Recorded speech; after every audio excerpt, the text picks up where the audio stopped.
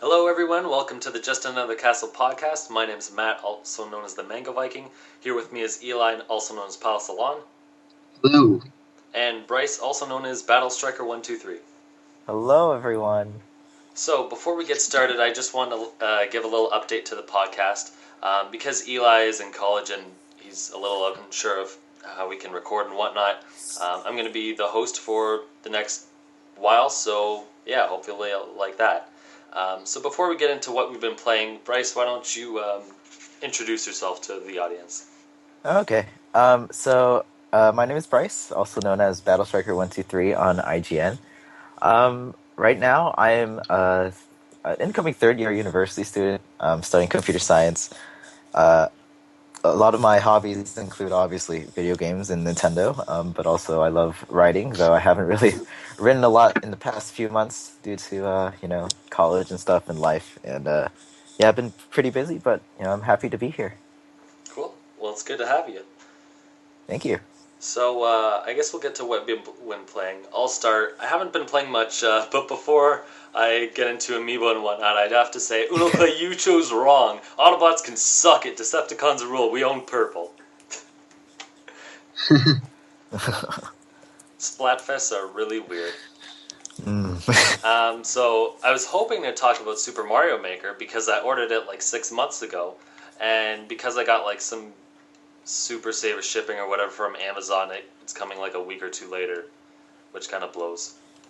I wasn't even sure if I was gonna get it at first, just for money and whatnot, but then I wanted to hurry up and jump on the bandwagon and remake stages before other people, like Game Explain, stealing all my levels. I saw all of that. I'm like, oh, Super Meat Boy. Well, I'm gonna cross that one off the list now. Thanks. And then I thought of a level that I thought was cool, and it ended up basically being Flappy Bird. I'm like, oh, that's great. My cool one original level concept and its derivative. Oh well, I'll make it anyway. But the one interesting thing, well, I guess not really interesting, but I bought the 30th anniversary classic Mario amiibo. So that's pretty much the only notable news, but it's the latest news of amiibo. Did you guys end up getting any amiibo from this wave? So I didn't go amiibo hunting, but I ended up ordering every single amiibo online except for Bowser Jr., which sucks because Bowser Jr. is not available online, and I'm too lazy to go 10 miles to the local Toys R Us. So I'm probably just going to wait until just order from eBay or something and pay the extra $5. And then, so I got the classic Mario, but I also ended up getting the modern Mario, which, for those of you who don't know, it's exclusive to the Walmart Wii U bundle. That's weird. Yeah, you can only get it in the bundle, in the US at least. And so what ended up happening is when I went to college, I of course took PS4, Xbox One, and Wii U with me, but my brother still wanted to buy a Wii U. And I said, hey, there's this bundle coming out. You get Mario Maker for free with your Wii U. And there's an amiibo. I'll pay you for it. It'll be great. So he went and he actually bought a Wii U and he saved the amiibo for me. So I ended up getting that one too. Oh, that's cool. So I lucked out a little bit. Now the problem is Nintendo for the rest of the year is releasing amiibo like every week or like every 2 weeks. And I'm just way too lazy to go to the store. So I'm probably going to be ordering online the best I can. And here's the worst part. So I was given the review for Animal Crossing, and they sent a physical edition with amiibo cards. And what I'm afraid of is the second I start using like 3 amiibo cards, then I'm going to like fall down the rabbit hole, which I told myself I wouldn't do, and we'll see. But I'm going to try my best not to, because that is such a waste. It's probably going to happen. I think it'd be harder to fall down in that pitfall. One, because it's uncertain, because they're all random like Pokemon cards. And two, just because cards aren't like as interesting as like an actual figure. Yeah, I completely Because like, I was going to make a joke like, look, I got all the amiibo cards and I just printed it black and white on a piece of paper. That's pretty much it. Like, you can't make a figure yourself. At least not as well as a factory, so I don't know. Yeah. That and you Yeah. have to have a niche for Animal Crossing too. Yeah, I can't imagine. I mean, I think those cards were like selling out in Japan, but I don't know if they'll hit anything near that in the U.S.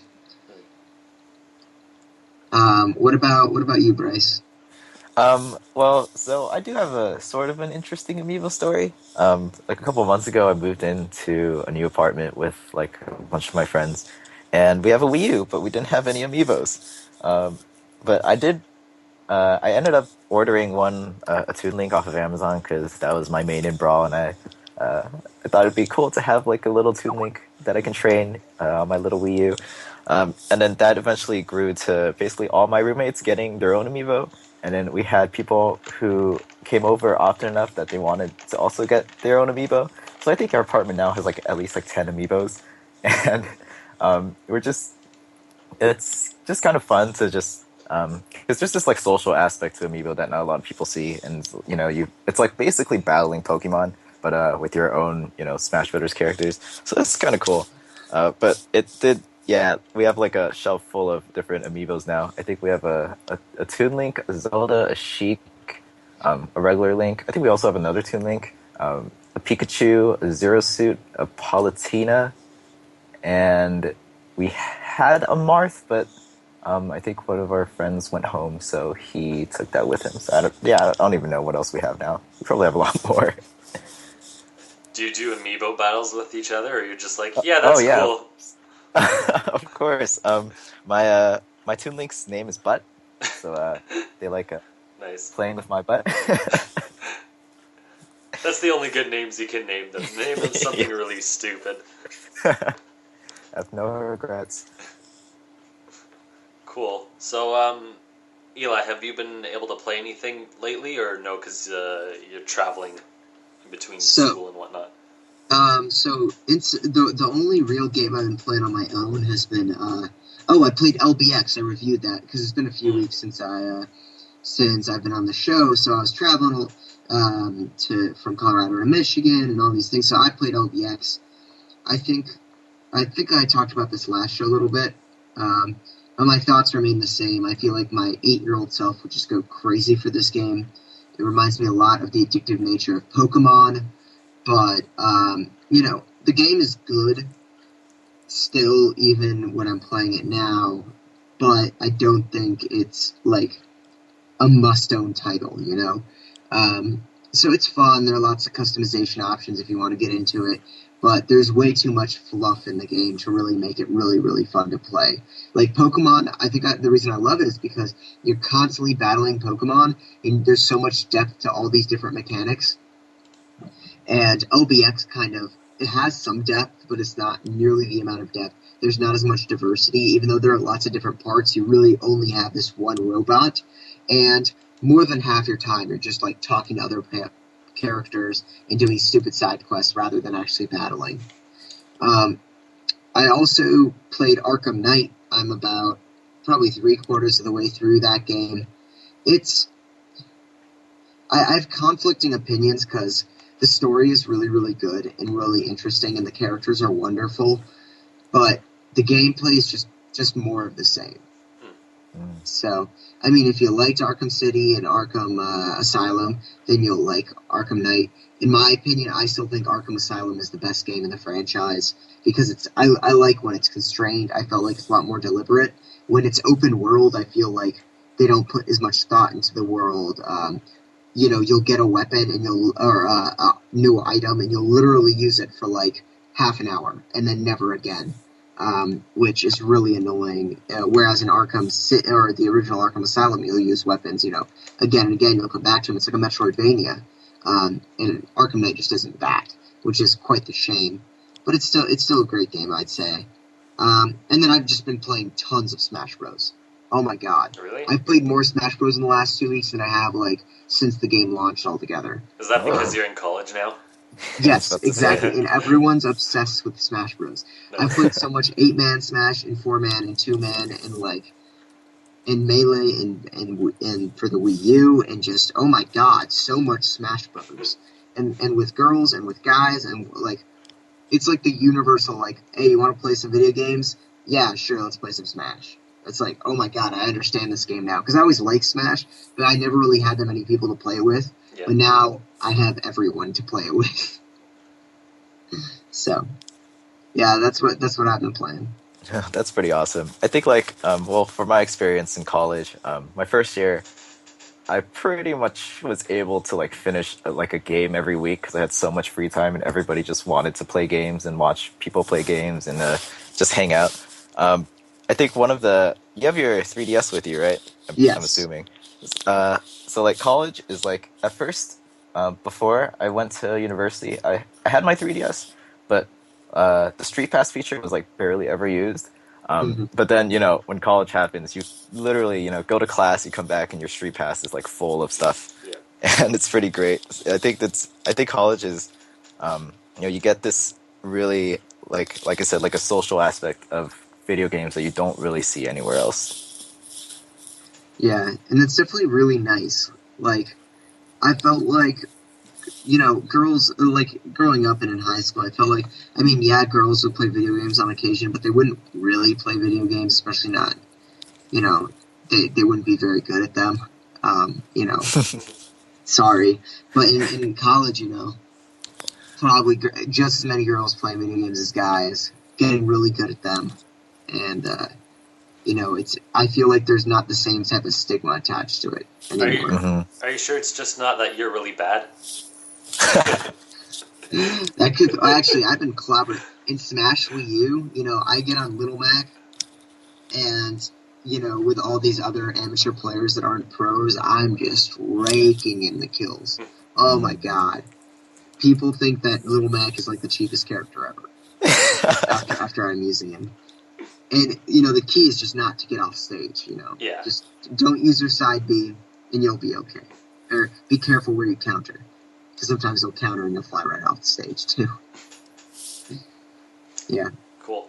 So, Bryce, have you been able to play anything lately? Yes, I have. So this past summer, I've been playing a lot of video games because it's the first summer in a really long time where I didn't really have that much to do.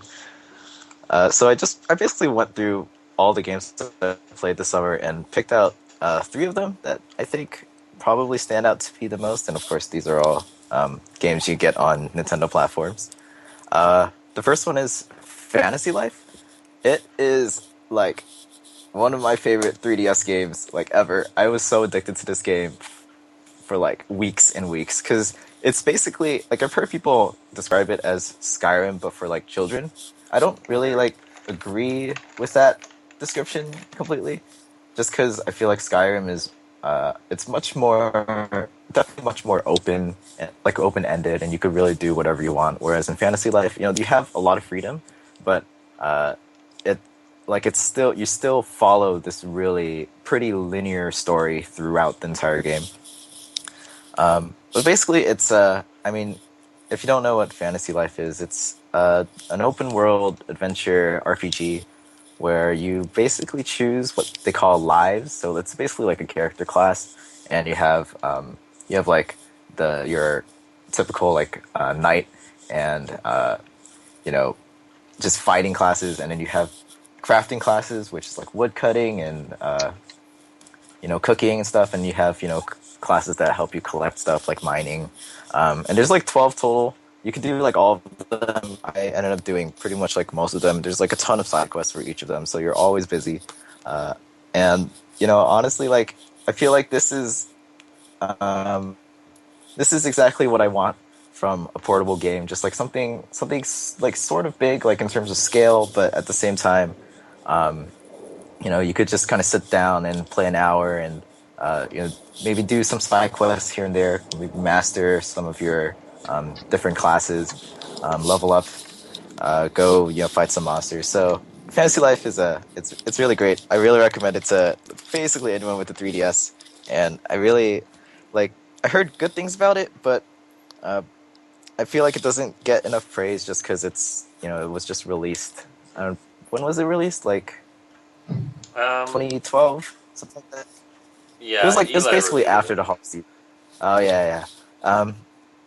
And yeah, I don't like people just at that time. I guess people just weren't talking about 3DS games anymore, which kind of sucks. But yeah, So Hey, that's we that. definitely talked about it on the show. Yeah, Um, because you reviewed it, right? yeah, I did. Yeah. I think I gave it a 6. No. I had many an angry commenter in that review. Too much shoveling or something, right? Well, my main complaints were that most of the classes, pretty much there was no deviation in gameplay, and that you're pretty much just pressing the same button again and again to do the same thing with all of them, except for like the warrior class, in which you would actually go out and fight. And so that's one of the big problems I had with the games. It was like a MMO, but just not the things that make the MMO so great.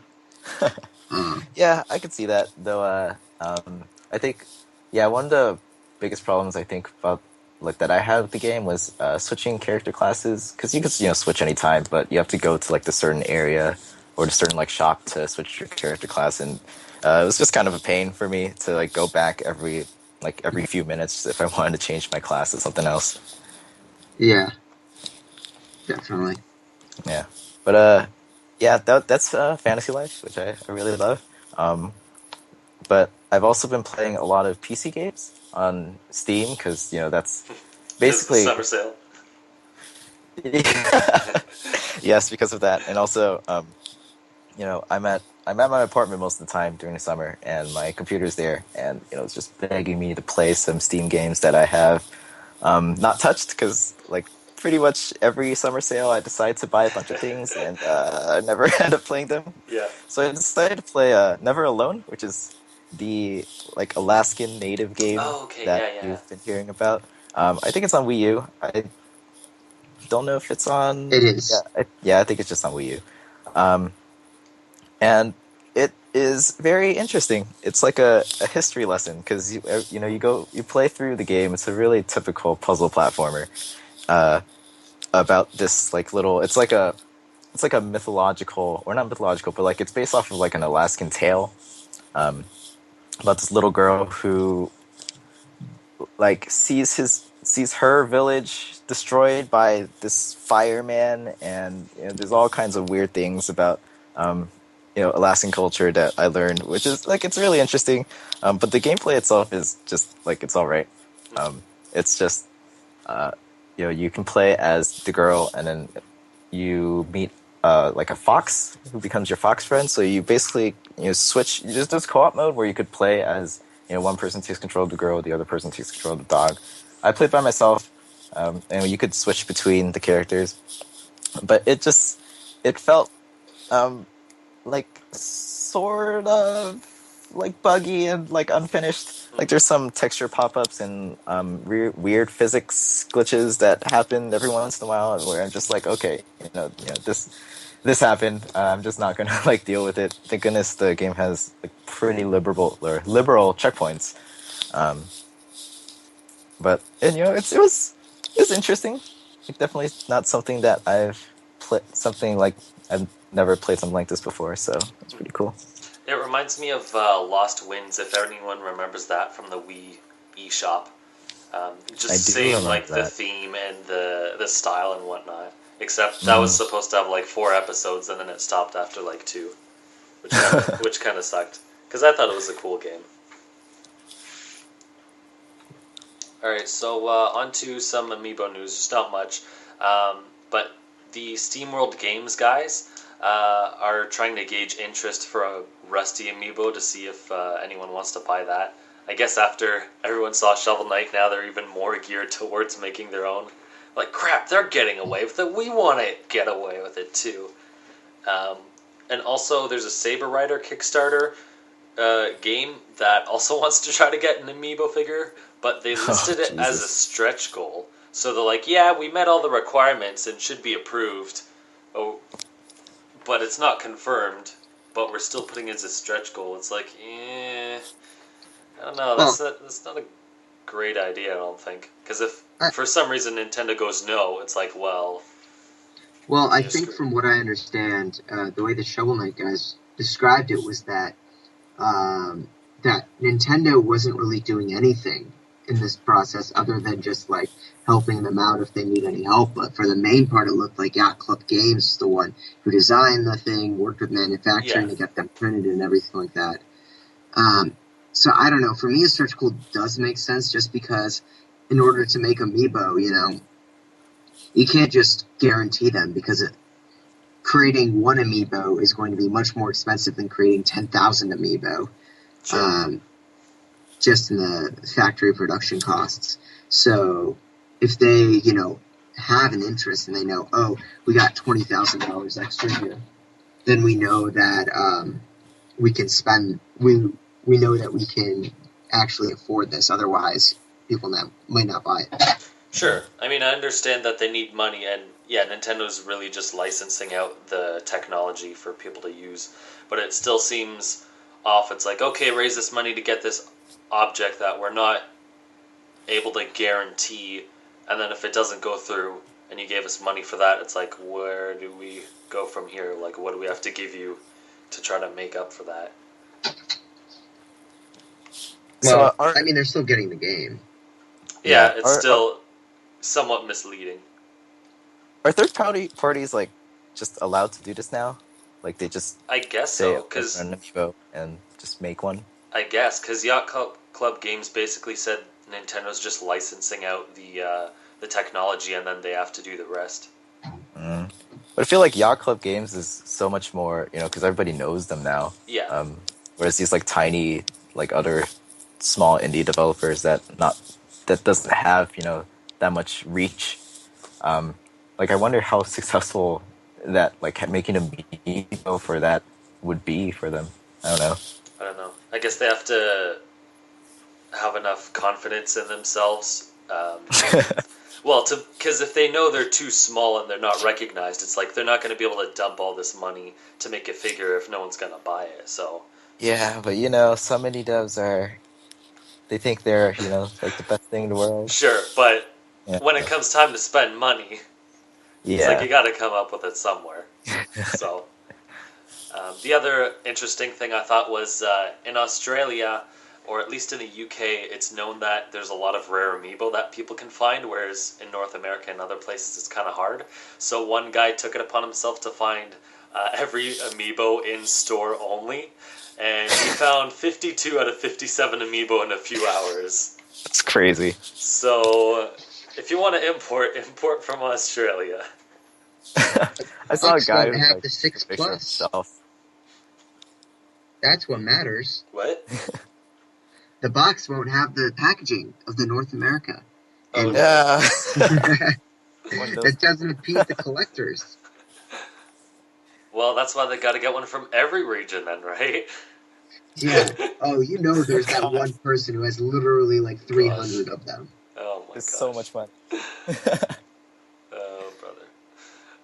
So on a couple of announcements. One thing that was cool and kind of suck was Nintendo announced a Hyrule edition of the new 3DS XL, and it sold out before I even knew it existed. I just saw My Nintendo News. I'm like, oh, there's this new 3DS, and then it's like, oh, it's sold out. Well, that was the thing. I'm just gonna stick with my nice black one. Yeah, I'm not getting rid of my Pikachu one. I thought it looked like the best Zelda version of a 3DS, but yeah, I'm not going to do anything from there. It looks pretty nice. I put stickers on mine, so it's practically an exclusive limited edition 3DS. Yeah, no one else has that. Those dollar store stickers. Yeah.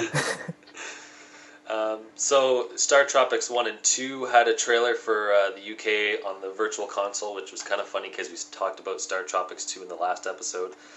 Mario Golf N64 is coming. Mario Hoops 3-on-3, which is kind of weird. Yeah.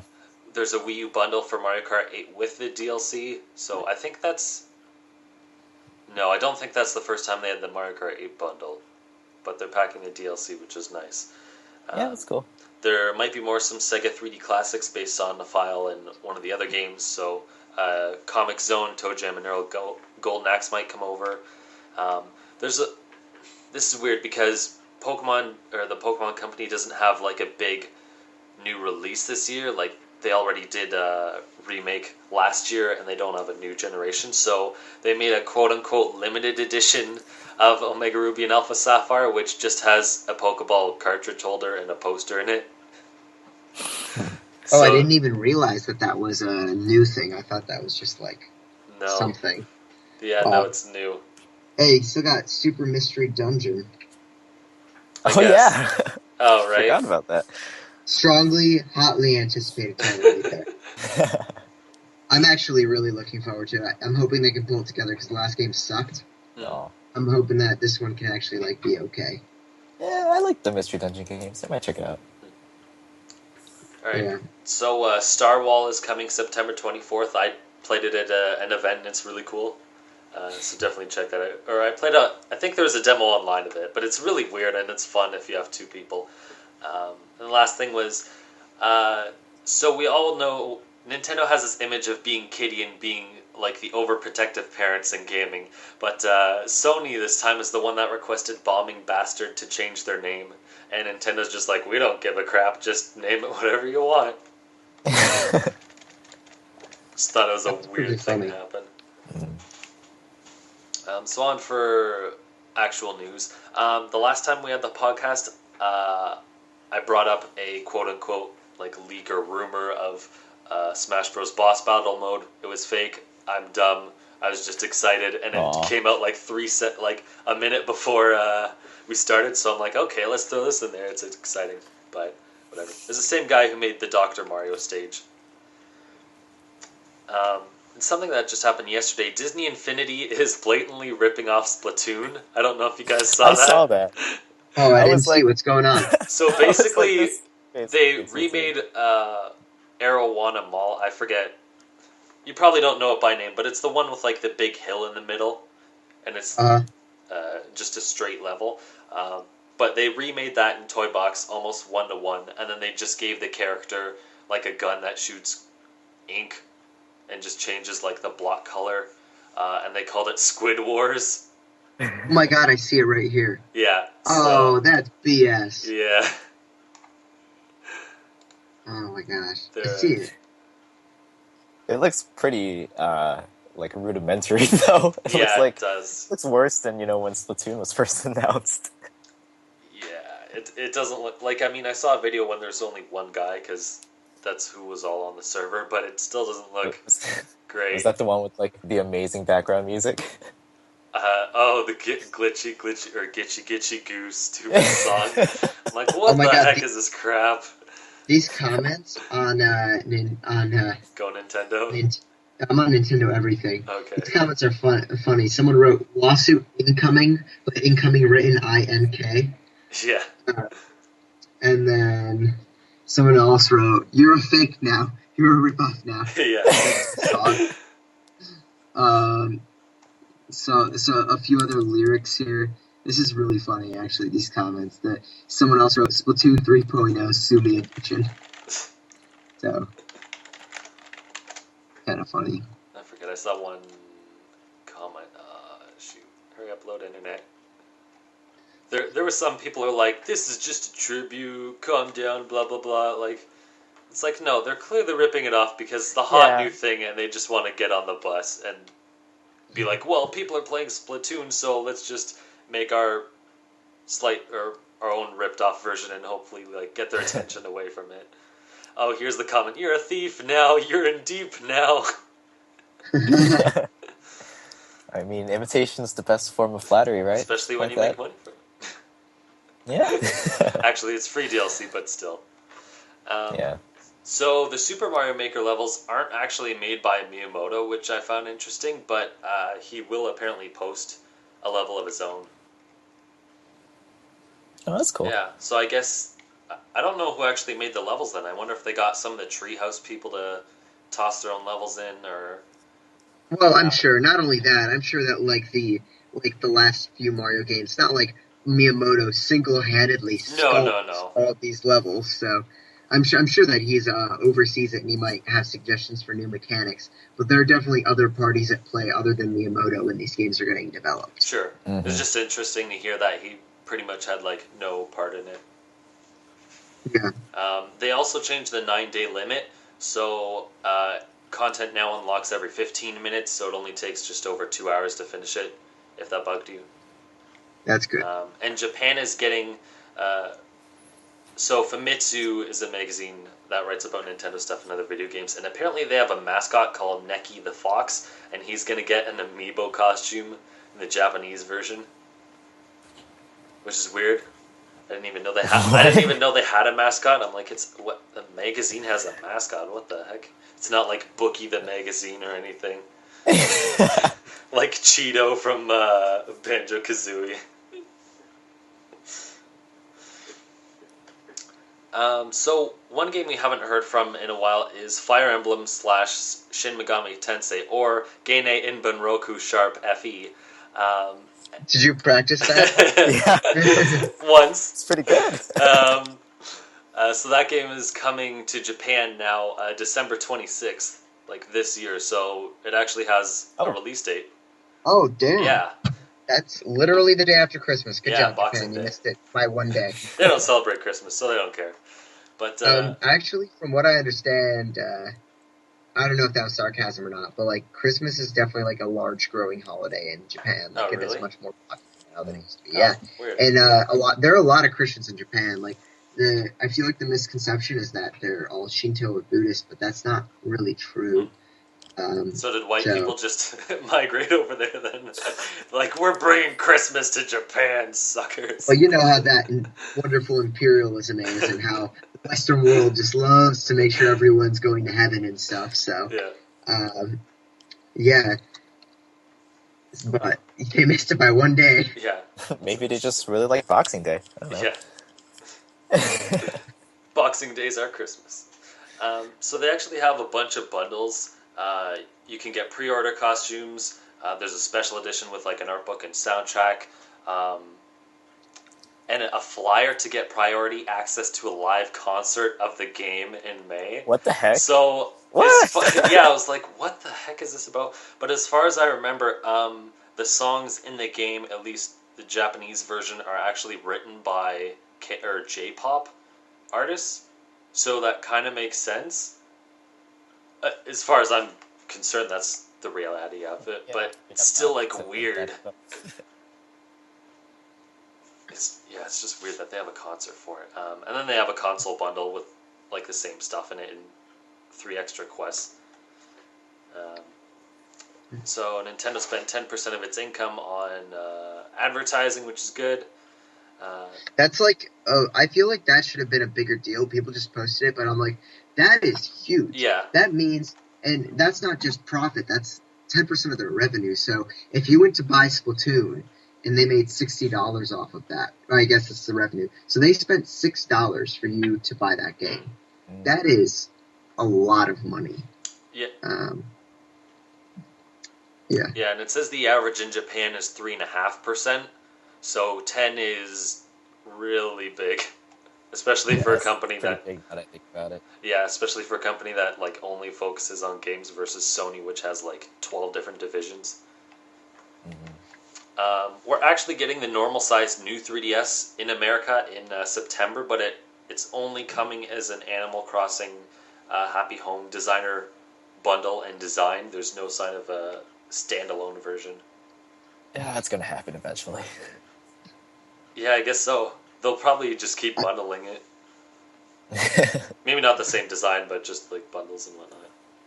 Yeah. I'm curious as to whether they were planning on releasing this version all along, or whether this was just a decision made, recently, or whether they're like, well, it's just a limited edition. That means we won't have to like constantly supply it. We only have to supply it for a few months for the people that really want it. Curious what their thinking is. Yeah, I don't know. I don't know if the Animal Crossing fans and the people who want a new 3DS overlap, or what? Yeah, what the sales true. of that are. Yeah, that's true. I don't know. So there was a listing for Nintendo jobs, at least in Nintendo of America, for Nintendo Directs. So it looks like they'll probably continue. I mean, I think it was just a matter of time. They probably just wanted to give it a break for a bit because of Iwata's passing. Yeah. That and probably Miyamoto was just in that. Miyamoto was just in that new video, the Mario Facts or whatever video. So I feel like they're trying to get him on screen a little more, and kind of showing that they haven't ditched video, because that was like the first time we've really seen a Nintendo executive on video in a long time. Yeah, I think they're just waiting until they get like a new CEO. Because I kind of would rather have a new CEO rather than just see like Reggie all the time, just because it sounds stupid, but it feels more special. I don't know. There's just maybe it was just because it was Iwata, but there's I guess more heart to it. Whereas Reggie is just like stoic, I guess. I don't know. Well, I It's mean, not like a the new same. CEO would be like a new step, right? Yeah. So it's sort of symbolic as well. Like this is the new chapter of Nintendo, and here's what we have to present to you all. So yeah, I mean, just probably just waiting for the right time. Yeah. So around Super Mario, I was gonna say Super Mario 3D Maker, Super Mario Maker. They released a bunch I'd of like stuff. that. Yeah, that'd be awesome. Like Eli said, they have these fact videos and some other neat stuff, art books and whatnot. But around this, Tezuka and Miyamoto were talking, and Tezuka wants to work on something else other than Mario in the future, and Miyamoto also feels he wants to move the series in a new direction, and whatever the heck that means, who knows? Do you guys have any thoughts on what kind of direction he could go in? No, I have no idea. I don't know what like. It's like they're creative and they know what they're doing and they always surprise us. So I'm just gonna wait and be surprised. Yeah. No, we're actually going to keep him in a cage because the games that he makes sell. So he's going to have to do what he's been doing. Well, maybe it'll relate to whatever new hardware thing they have. Yeah, maybe. Who knows? Matt, I feel like you're skipping over this biggest news. No, I know. I'm getting waiting. to it. I'm waiting for it too. I was just getting to it. So right before the Pokemon Go stuff, they they showed off some new Zygarde forms and the new season, which is coming this Japan. So I wonder if that means we might get Pokemon Gen 7 in like a year or two after that, because usually once that generation of seasons is over, then we get the new game. But forget all that. I guess we'll just talk about Pokemon Go. So Nintendo finally showed off their first one of their smartphone games, but it's not the DNA partnered smartphone game. It's actually just a separate entity that the Pokemon Company is doing, which I guess isn't as a surprise because the Pokemon Company does what they want. But it's an augmented reality game where you go around to real world locations with your phone and you try to find Pokemon, and you have this little like Pokeball wristband thing that like vibrates and changes color the closer you get to Pokemon. You can press the button on it to throw a Pokeball, which I would totally love because it'd be awesome.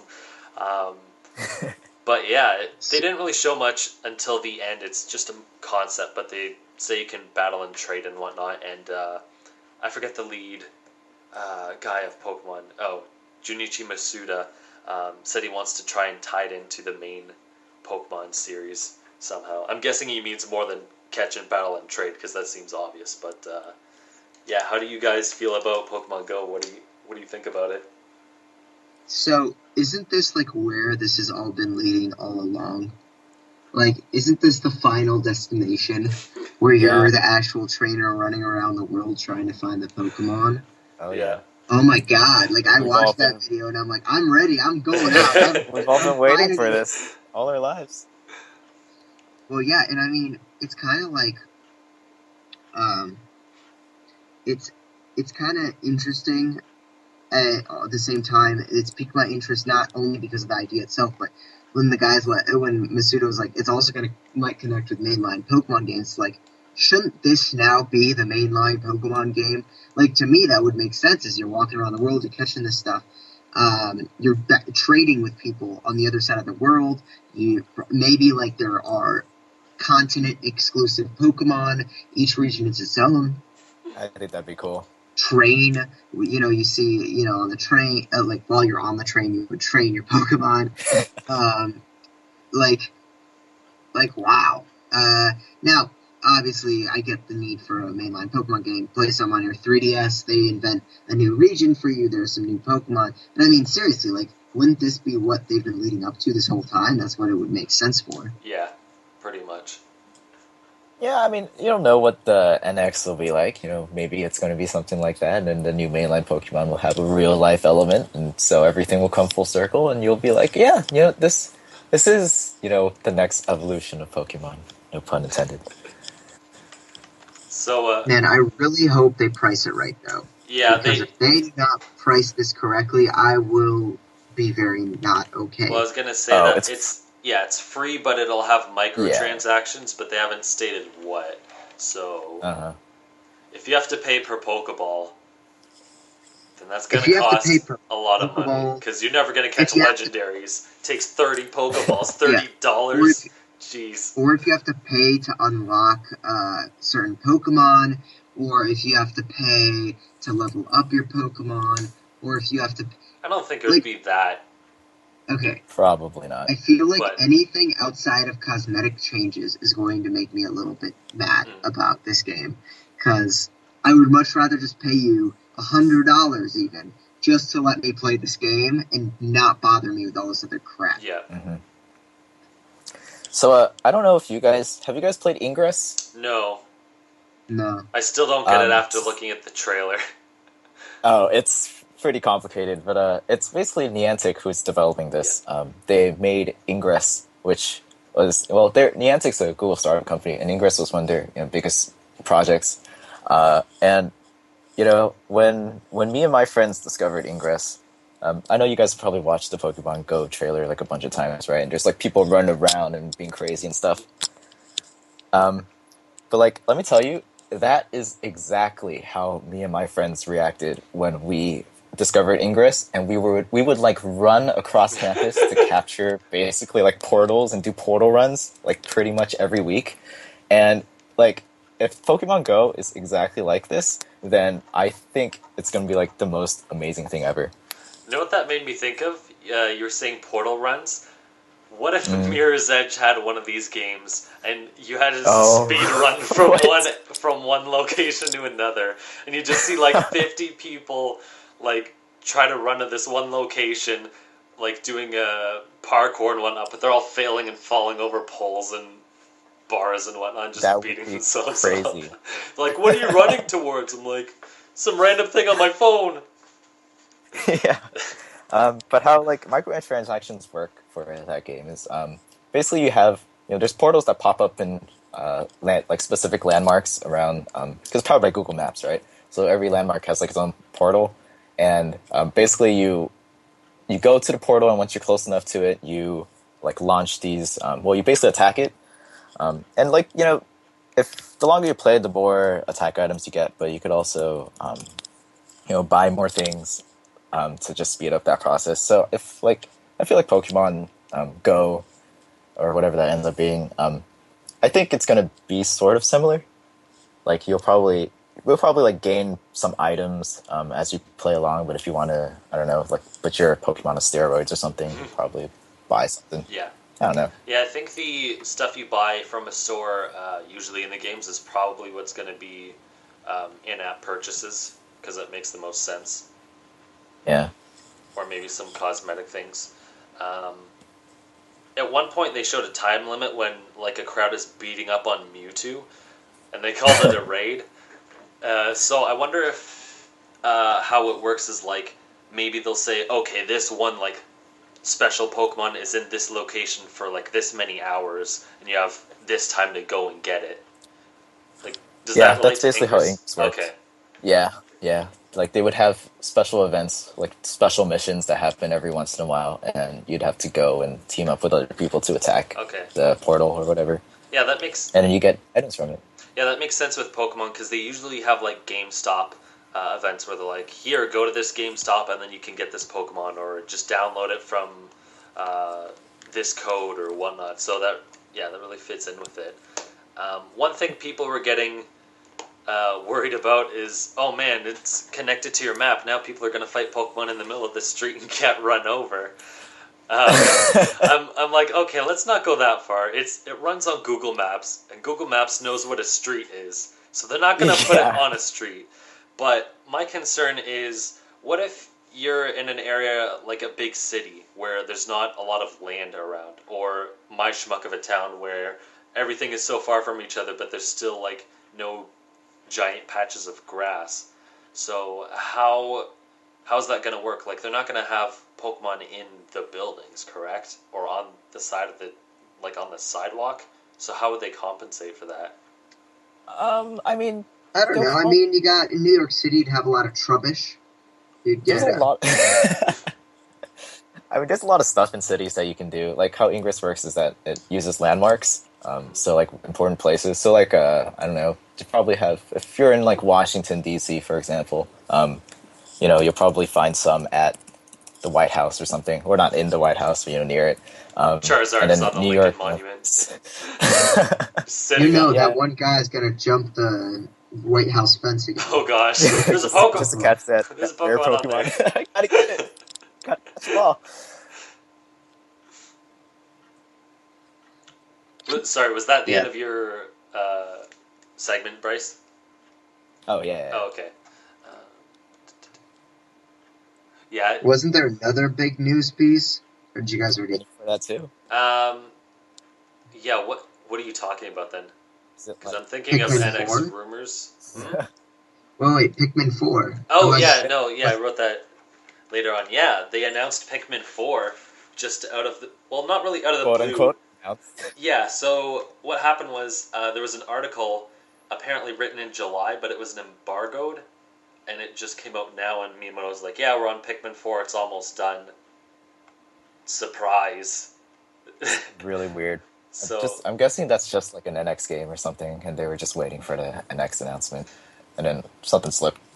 I don't know. yeah, I'm not sure to think if it's a Wii U game or NX, because if it sounds as close to being done as they say it is, it could be an early 2016 or early to mid 2016 game for Wii U, but they also tend to delay games, so if it's early now, it could just be like an NX game like a couple of months in, so... Yeah, let's remember that Pikmin 3 was a launch window game for the Wii U. Yeah. We all know how that turned out. I don't know. It only took a few months.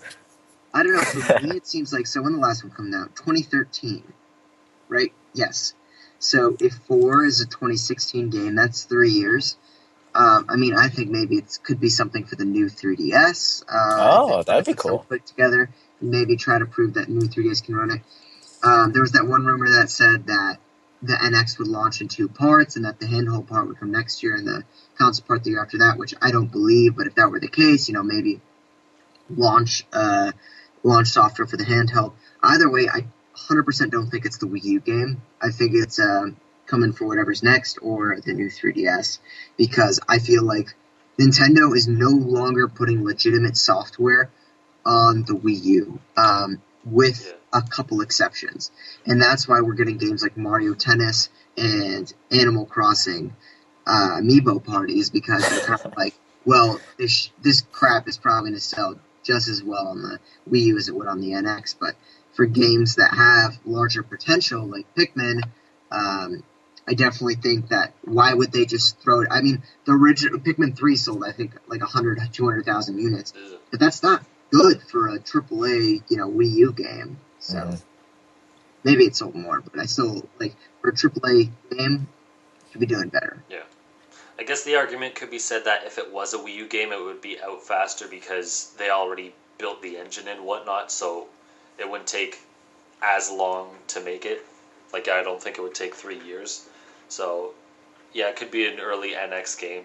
And that would work better in the series' favor anyway, because when you have...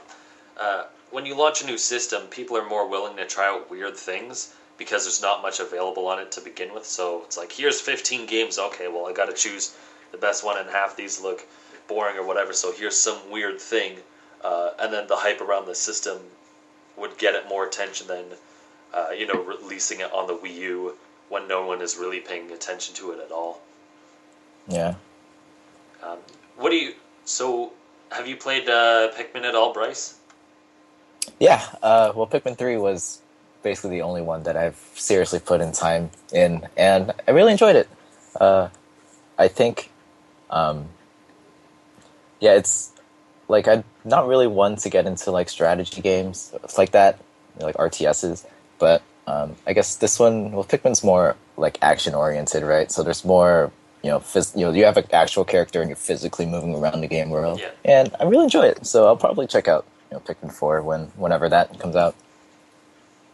Oh, and by the way, I want to correct myself here. According to VG Charts, which is by no means a correct source. You're like, I'm going to Pikmin correct 3 myself with an unofficial, not correct source.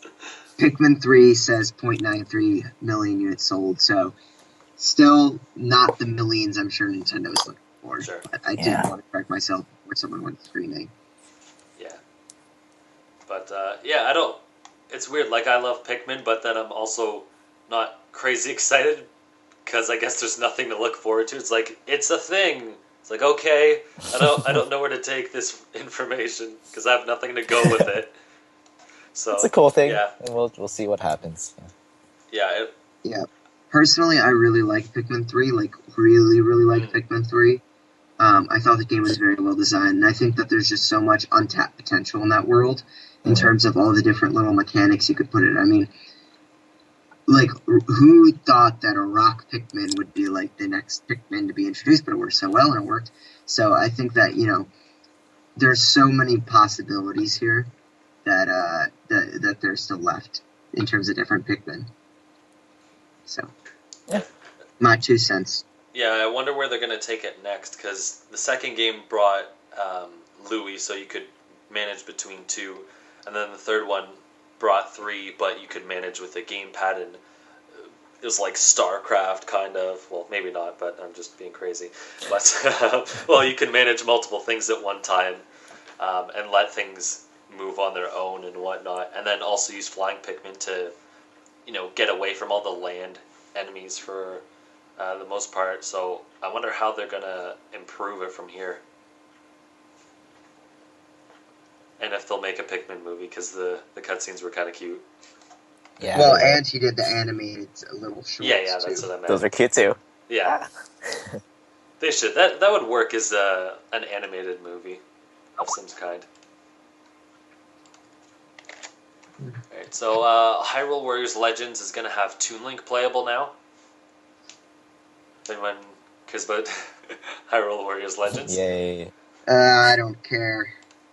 Is that a new 3DS exclusive, or is it just anything? No, it's just just regular. Yeah. I mean, I played about 2 hours of the Wii U version, never even beat it, so not going to pick up 3DS version either. Yeah.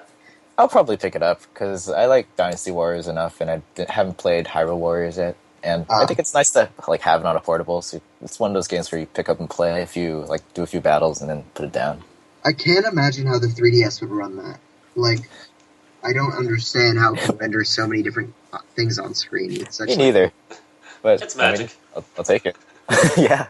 Well, actually, The funny thing I like about the 3DS version more than the Wii U one is that you can actually swap characters in the match. So really? Yeah, so on the Wii U one, it's like if you go in as Link, you're stuck as Link for the next 40 minutes or whatever. But if you play the 3DS version, I don't know how many characters they let you choose from, but they did say a while ago that you could choose from like several in there. So that kind of makes me more inclined to try out the 3DS one, because if I play one character for 40 minutes, then it's going to get boring. But if I can switch between a couple, then it won't get as repetitive and might be like actually fun or interesting. Yeah. So Capcom announced Ace Attorney 6 is coming to the West. So poor Mike isn't here to rejoice for that. Yeah. Triforce Heroes is going to have 30 stages. Plague Knight DLC is coming September 17th, so that's going to be awesome. Something interesting, okay,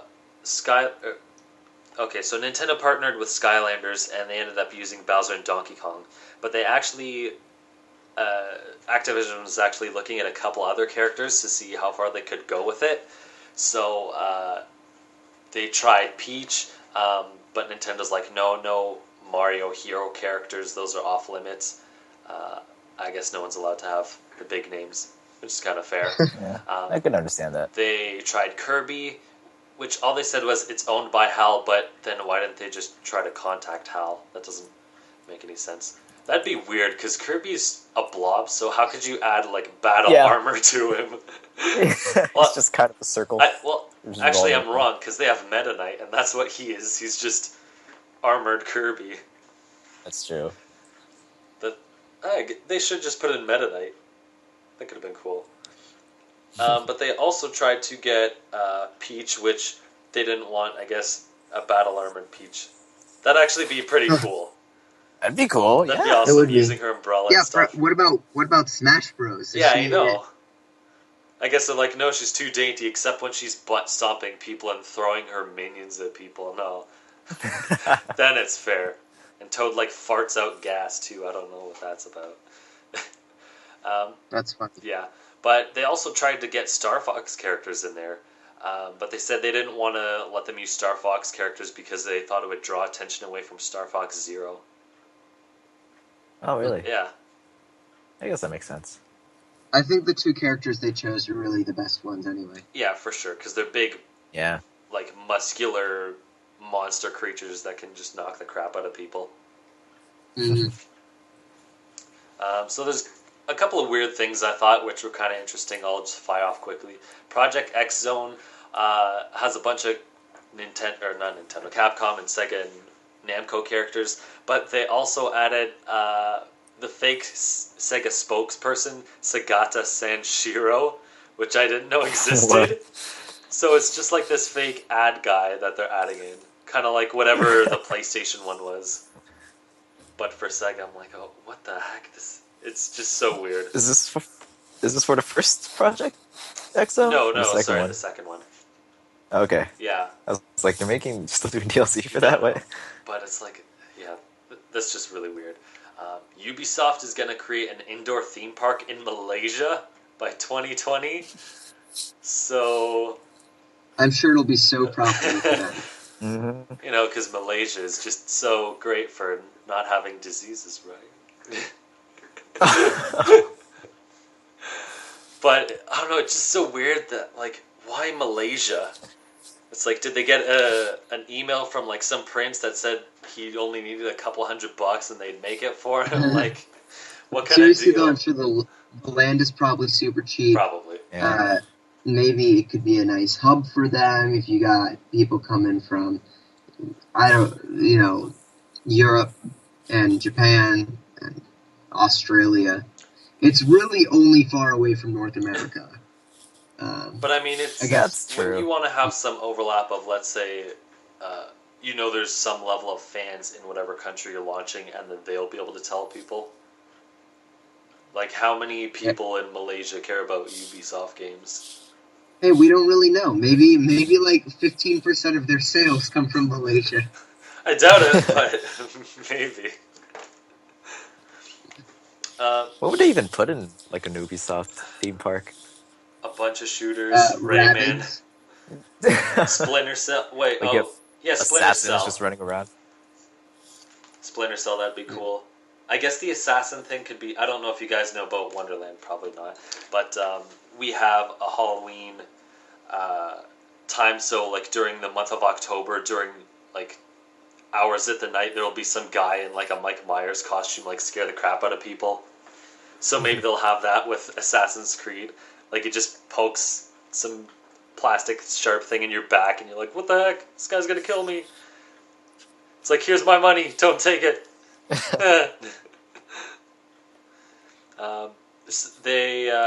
Some Rare members released some old Donkey Kong Country art, which is really cool if you want to go check that out.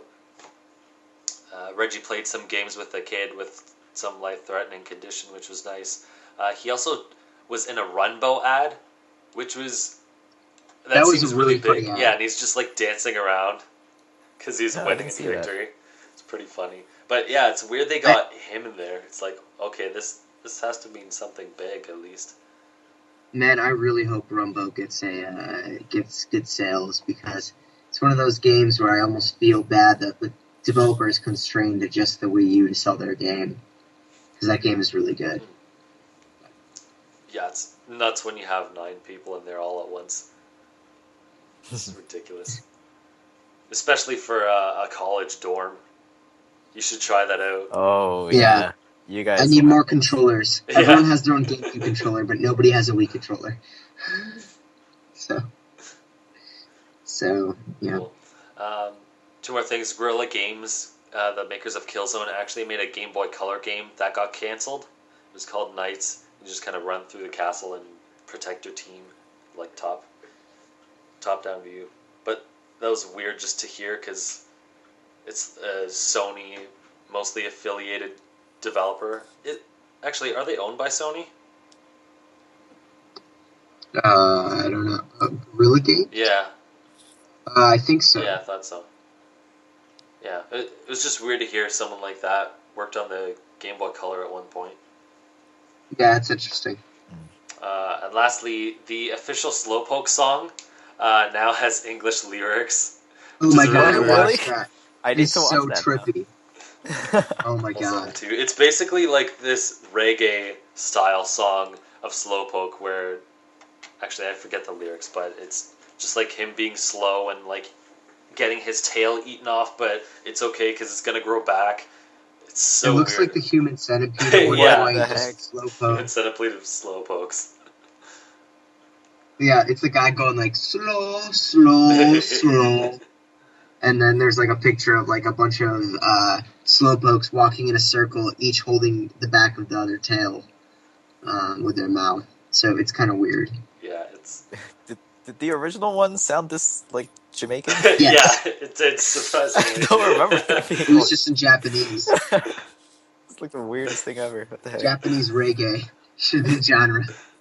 Jeez, I have no idea what led them to make it. Like what? Just out of the blue, they're like, yeah, let's make a reggae song about slowpokes. Like, okay.